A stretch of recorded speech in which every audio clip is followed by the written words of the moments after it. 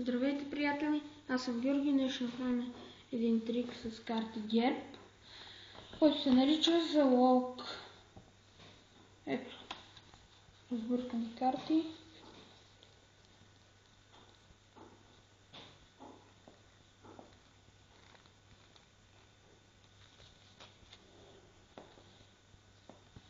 Последния път бразил ги ползва, може нещо да е нагласил, но няма значение, защото сега ще разбъркаме.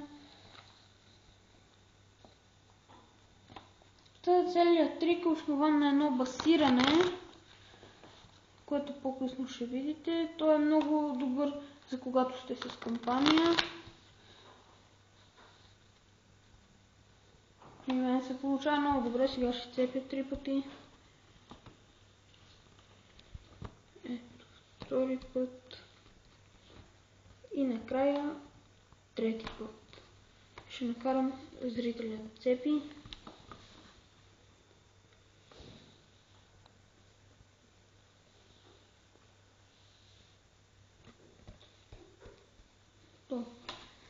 Ето. Сега ще го помоля да си вземе една карта.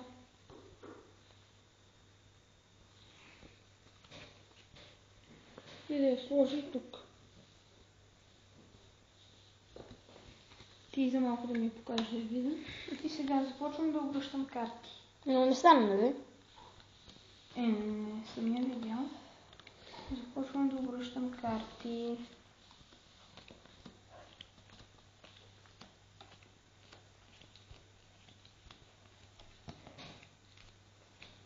Между другото, много съм доволна от тези карти, защото са ми много отдавна и още не са чак толкова изтъркани.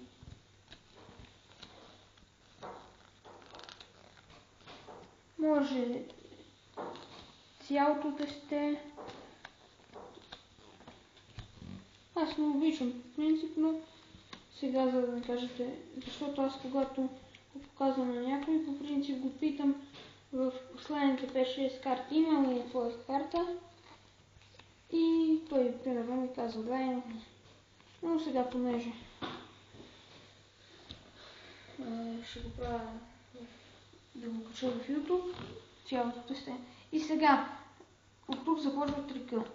Казвам, хайде на бас, че от тези карти, всичките, които са обърнати, аз ще взема твоята карта и ще я обърна с гръб. Повечето хора се съгласяват, но обаче и се смеят. Този няма познание и ето такива, но обаче това е много голяма радост за мен, защото сега се хващам на баса с моя зрител и сега взимам неговата карта и я обръщам. И това е неговата карта, десятка пика. Надявам се трикът да ви е харесал. Ако е така, коментирайте, харесайте видеото и се абонирайте за канала ми. До другия път.